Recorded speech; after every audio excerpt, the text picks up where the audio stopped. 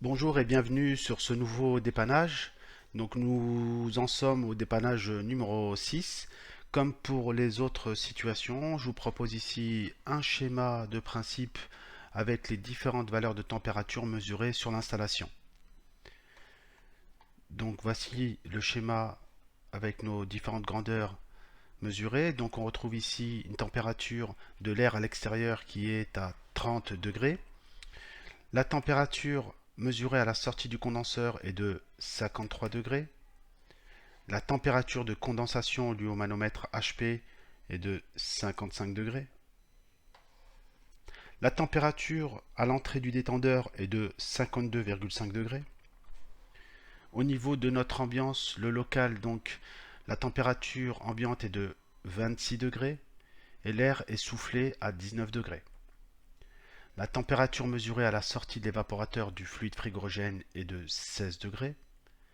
Et la température lue au manomètre BP, donc c'est la température d'évaporation, est de 12 degrés.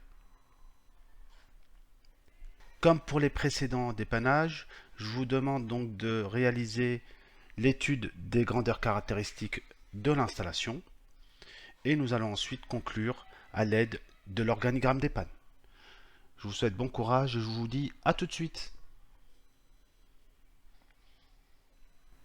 Donc me revoilà, j'espère que vous avez pu identifier la panne. Donc nous sommes ici sur le même principe, nous allons donc calculer les grandeurs caractéristiques, mais dans un premier temps, essayons de mettre en évidence ce qui pourrait nous paraître anormal. Donc déjà, on peut dire que la température de condensation liée au manomètre HP est un peu élevée. Là, ici, nous sommes à 55 degrés. Si je fais 30 plus 15, normalement, je dois avoir une condensation qui se trouve plutôt aux alentours de 45 degrés. Donc là, ici, la HP, visiblement, est élevée. Au niveau de la BP, nous avons 26 dans le local. Si je fais 26 moins 20, je devrais avoir plutôt une BP qui se trouve aux alentours de 6 degrés. Or ici, la BP est à 12, donc la BP est élevée. On peut aussi identifier quelque chose d'assez visible, c'est que le sous-refroidissement est faible. Donc là, nous avons 53 en sortie condenseur et 55 en condensation. Donc nous avons 2 degrés de sous-refroidissement. Alors essayons de calculer précisément les grandeurs caractéristiques de notre installation. Alors au niveau de la BP, je fais 26 moins 20, c'est l'écart normal. Nous devrions avoir normalement une BP qui se trouve aux alentours de 6 degrés. Or la BP ici est à 12 degrés, donc la BP est trop élevée.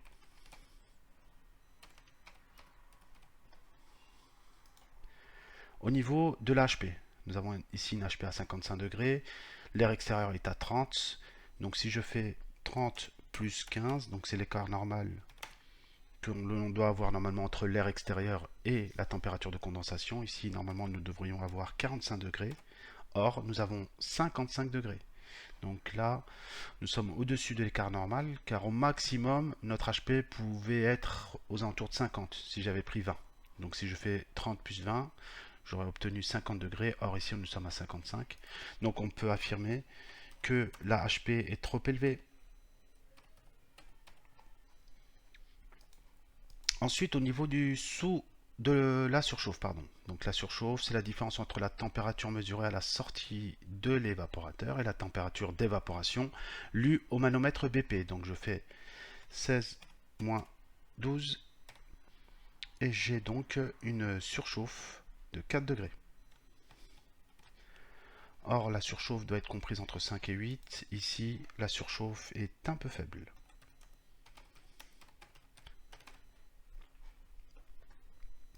Au niveau du sous-refroidissement, donc c'est la différence entre la température liée au mano HP et la température mesurée à la sortie du condenseur.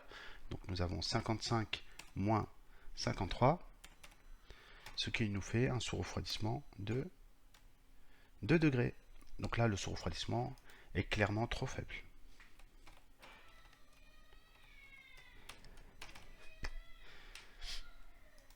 Ensuite, au niveau du delta T de la ligne liquide, on va le faire assez rapidement. Donc nous faisons 53 moins 52,5. Donc nous avons un delta T sur la ligne liquide de 0,5 degrés. Il est bien inférieur à 1 degré. Donc il n'y a pas de prédétente sur la ligne liquide. Donc cette valeur est correcte. Au niveau du delta T sur l'air évaporateur, nous avons bien un delta T puisque l'air rentre à 26 et sort à 19. Donc nous avons un delta T de 7 degrés. Je le fais également directement, on commence à avoir l'habitude. Et 7 degrés, c'est bien compris entre 6 et 10. Donc le delta T sur il y a bien un delta T sur l'air. Donc le delta T sur l'air est correct. Donc nous n'avons pas de souci côté air au niveau de l'évaporateur. Par contre, visiblement, le local est toujours chaud, puisque la température ambiante est de 26. Donc là, il y a sûrement quelque chose à creuser au niveau du fluide frigorigène qui est sûrement trop chaud à l'intérieur de l'évaporateur. Donc c'est pas mal, nous avons bien avancé. On peut synthétiser nos conclusions. Donc l'ABP et la HP, donc ces valeurs sont trop élevées. Et on retrouve aussi le sous-refroidissement qui est trop faible. Donc on va essayer de déterminer très précisément la panne en utilisant l'organigramme des pannes. Donc nous avons ici notre organigramme de panne avec nos conclusions. Essayons de zoomer afin d'y voir un peu plus clair. Donc on va rentrer par l'ABP comme d'habitude. Donc l'ABP est-elle faible? Dans notre cas, l'ABP était élevée, donc on passe ici à droite. Donc là on est plutôt côté panne HP.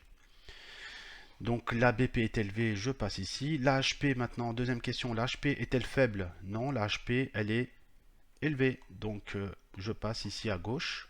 Donc la HP est-elle faible? Non, elle est élevée. Ensuite, j'ai une troisième question. Le sous-refroidissement est-il correct? Donc là, ici, dans notre cas, le sous-refroidissement était faible, donc il n'est pas correct. Donc ici, je passe à gauche. Donc le sous-refroidissement est-il correct? Non. Et la dernière question, le condenseur est-il propre? Donc là, c'est à vous de faire le job, hein, entre guillemets, c'est de constater l'état du condenseur. Est-ce qu'il est encrassé ou est-ce que c'est plutôt un débit d'air? Donc s'il est encrassé, c'est assez simple. Hein. Donc là, le condenseur est-il propre? On va dire non, et on va se placer dans le cas du condenseur encrassé, qui est quand même un cas assez fréquent en termes de panne. Si par contre le condenseur était propre, là on s'oriente plutôt vers un souci de manque de débit d'air. Donc on va voir après les différents cas qui pourraient se présenter. Donc voilà, donc on a trouvé notre panne. Donc c'est un problème de condenseur encrassé. Donc là on peut voir que la différence entre l'excès de fluide ou la présence d'un condensable et le problème du condenseur encrassé, le paramètre qui va nous permettre justement de trancher, c'est le sous-refroidissement. Si le refroidissement est correct, donc là on va se placer plutôt au côté excès de fluide ou présence d'un condensable. Et par contre, si le sous-refroidissement est faible, donc là on va passer plutôt sur le condenseur qui est encrassé ou un problème de ventilateur au niveau du condenseur. Donc vous voyez, c'est des pannes quand même qui sont assez proches, et là c'est le sous-refroidissement qui va nous permettre de trancher. Donc revenons à notre slide et essayons d'apporter quelques précisions à cette panne. Alors tout d'abord, la HP est trop élevée. Donc dans la mesure où le condenseur est encrassé, l'échange entre la chaleur du fluide frigorigène et l'air qui est à l'extérieur ne se fait pas, puisque la crasse se comporte comme un isolant. Donc c'est-à-dire que le fluide frigorigène à l'intérieur du condenseur est bien moins refroidi. C'est pour cela que la HP augmente. Au niveau du sous-refroidissement, le sous-refroidissement se fait très difficilement, et la dernière molécule de vapeur donc se condense très loin dans le condenseur. C'est-à-dire que nous avons une zone de liquide ici à la fin du condenseur qui est très faible. C'est pour cela que nous avons un sous-refroidissement qui est de 2 degrés. Au niveau de la BP, dans la mesure où la HP augmente, eh bien, cette augmentation de pression va se retrouver automatiquement côté BP, puisque si j'augmente la pression à l'entrée du détendeur, la pression à la sortie du détendeur va également monter. C'est pour cela que nous avons une BP de 12 degrés, car nous avons une relation entre la pression et la température. Si la pression augmente, la température du fluide frigorigène augmente. Au niveau du compresseur, donc dans la mesure où la HP augmente, le compresseur a du mal à faire circuler le fluide frigorigène dans l'installation. Et on a une augmentation de l'intensité absorbée, et cela peut provoquer des coupures en termes de sécurité, car le compresseur surchauffe, et donc on a un appareil qui s'appelle le cliqueson qui peut couper l'alimentation électrique du compresseur, mais ça peut être aussi un autre appareil qui s'appelle le Crewan. Donc on fera une ou deux vidéos sur cette thématique. Alors essayons de synthétiser les pannes côté HP. Donc ici, avec ces deux vidéos, on en a vu 4. On a vu l'excès de charge, on a vu la présence d'un condensable, et là, on vient de voir avec cette vidéo le condenseur encrassé ou le manque de débit d'air. Alors en fin de compte, lorsqu'on aura une HP élevée, c'est-à-dire qu'on a une différence entre la température extérieure et la température au mano supérieure à 20 degrés, il y aura une grandeur très importante qui est le sous-refroidissement qui va nous permettre de trancher justement entre les différents cas possibles. Si votre sous-refroidissement est élevé, donc ça c'est le signe d'un excès de fluide dans l'installation ou la présence d'un condensable. Ça on l'a vu juste avant. Par contre, si votre sous-refroidissement est faible, comme on vient de le voir maintenant, ça peut être soit un condenseur encrassé ou soit un manque de débit d'air. Donc voilà un petit résumé sur les pannes côté HP. Alors essayons de donner quelques exemples pratiques de cette panne, mais aussi quelques conseils au niveau de l'installation. Donc tout d'abord, le problème récurrent et assez fréquent du condenseur encrassé, c'est le manque d'entretien. Donc on voit ici qu'il y a une épaisseur assez importante là, qui fait pratiquement 1 cm de poussière qui s'est déposée sur le condenseur. Donc l'air là a du mal à circuler, c'est pour cela que la pression HP augmente. Donc pour éviter ce dépôt de poussière, c'est assez simple, hein. On va utiliser de l'eau pour nettoyer régulièrement notre condenseur. Je vous conseille d'éviter les nettoyeurs haute pression afin de ne pas abîmer les ailettes en aluminium qui sont assez fragiles. Donc en termes d'installation, moi je vous conseille de bien choisir l'emplacement de votre unité extérieure.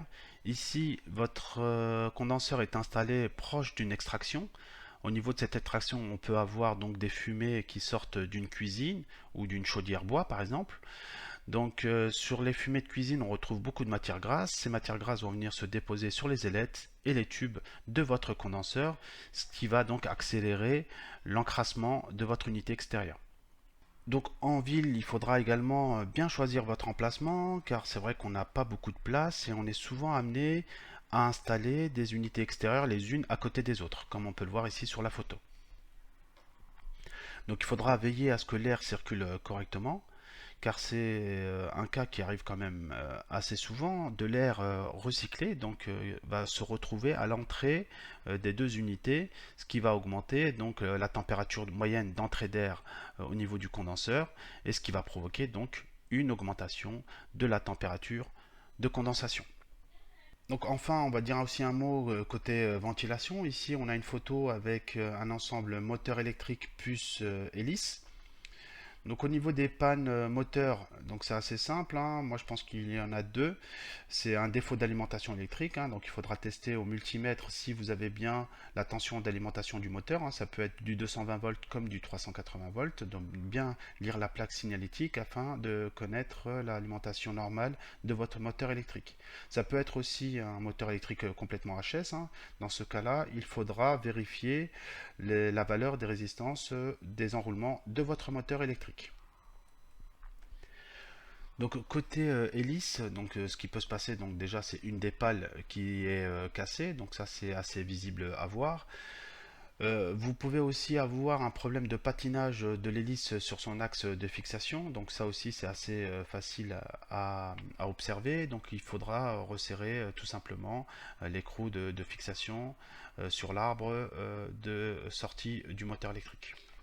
Il faudra veiller aussi à ce que votre ventilateur tourne dans le bon sens. Pour cela, donc, il faudra se fier au schéma électrique fourni par le fabricant et de bien raccorder la phase sur la bonne borne prévue à cet effet, car si le moteur tourne à l'envers, vous n'aurez pas le débit d'air souhaité pour pouvoir refroidir correctement votre condenseur.